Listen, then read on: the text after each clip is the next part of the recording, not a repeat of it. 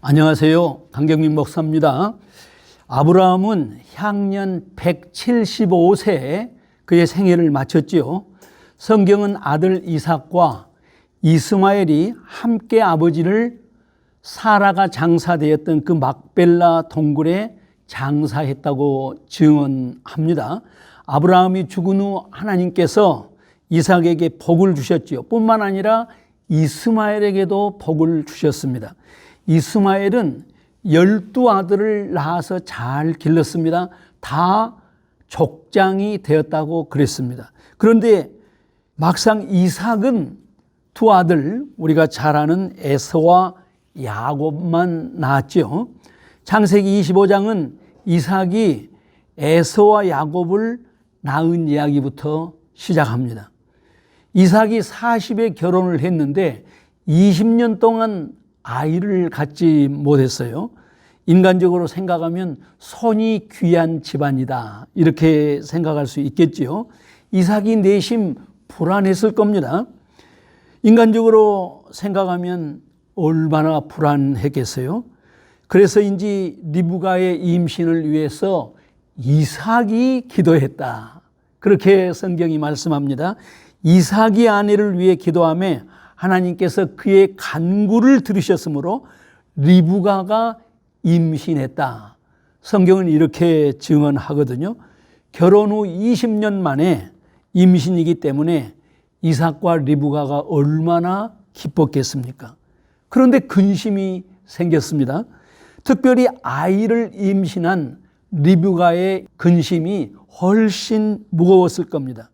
시간이 지나니까 이 뱃속의 아이들이 쌍둥이라는 것을 알게 되었는데요.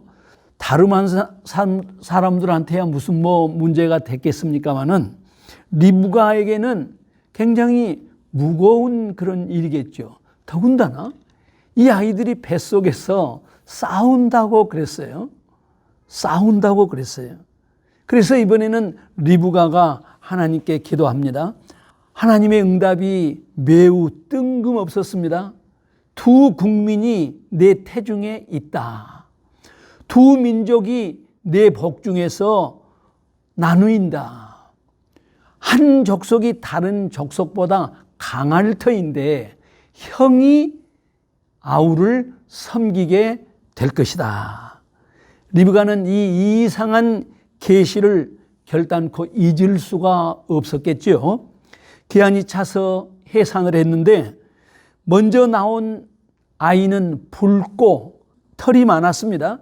그래서 그 이름을 에서라고 그랬어요. 붉다, 그런 뜻입니다. 후에 나온 동생은 손으로 형의 발꿈치를 잡았다.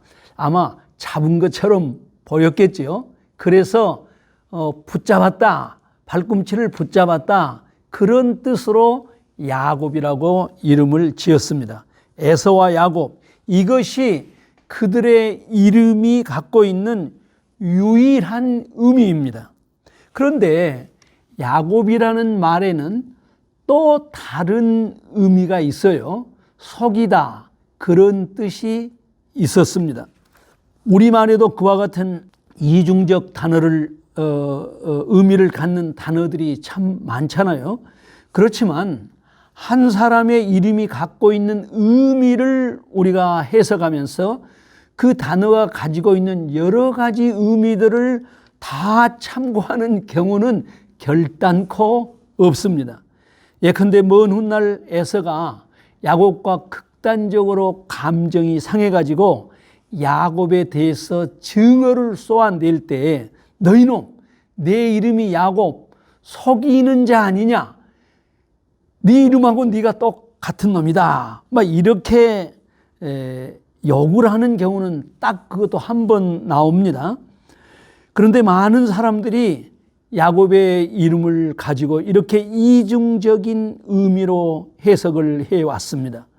야곱은 그 이름대로 속이는 자다, 본성이 사기꾼이다. 이런 식으로 아주 엉터리 같은 그런 해석을 너무나 오랫동안 너무나 자연스럽게 해온 거죠.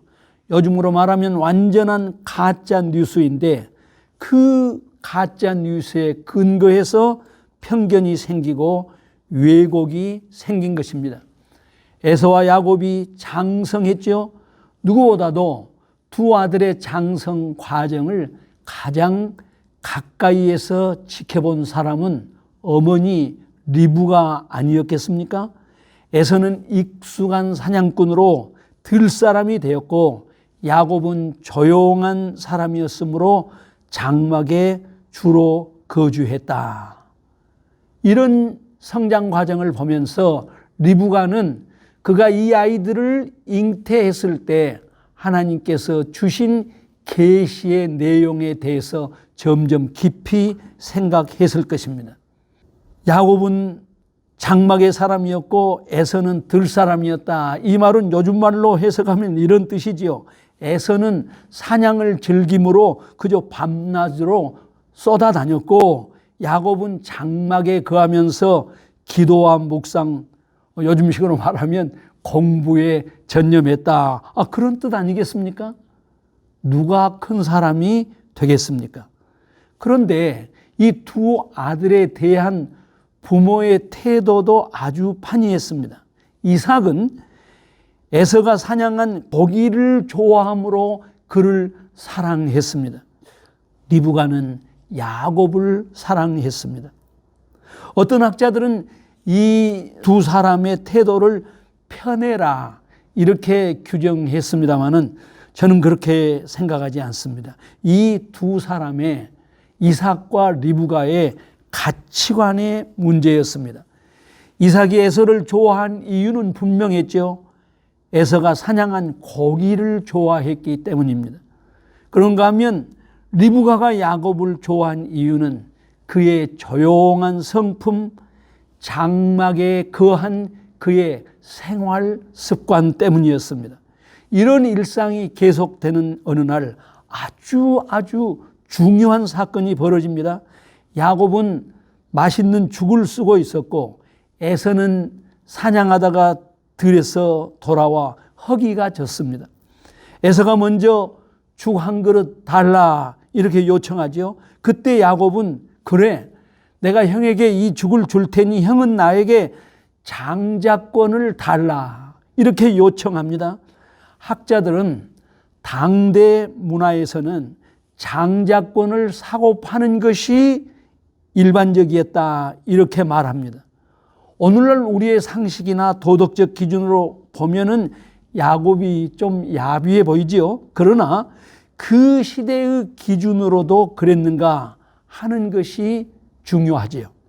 그리고 당시 장자권이 의미한 것이 무엇이었는지가 중요하지 않겠습니까? 이삭은 그의 기도를 통해서 장자권의 의미를 정확하게 알고 있었습니다.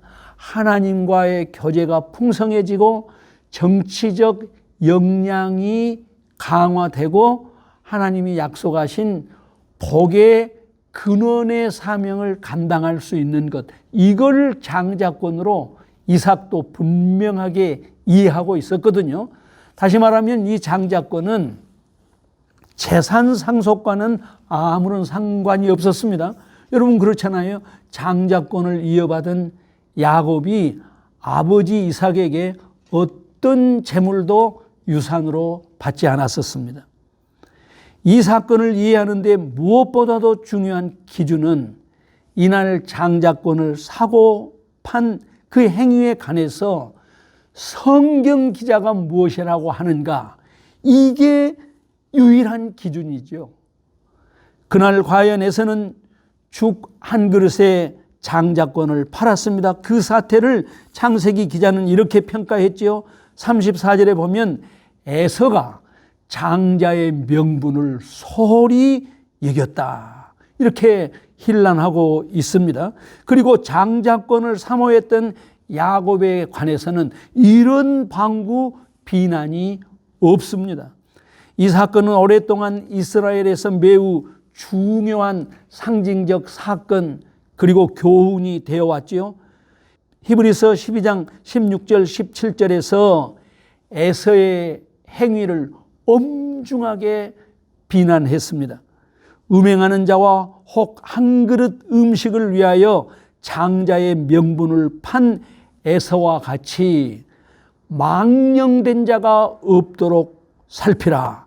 너희가 아는 바와 같이 그가 후에 축복을 이어받으려고 눈물을 흘리며 구하되 버림바가 되어 회개할 기회를 얻지 못하였느니라. 지금부터 4천여 전 당시 문화적 관습과 깊이 연관되어 있는 사건을 오늘날의 문화적 도덕적 기준으로 이해하는 것은 결코 합당치 않습니다. 이럴 때 우리가 유념해야 할 것은 당시 성경을 기록했던 성경 기자의 관점이 무엇이냐 하는 것이라고 말씀드렸죠.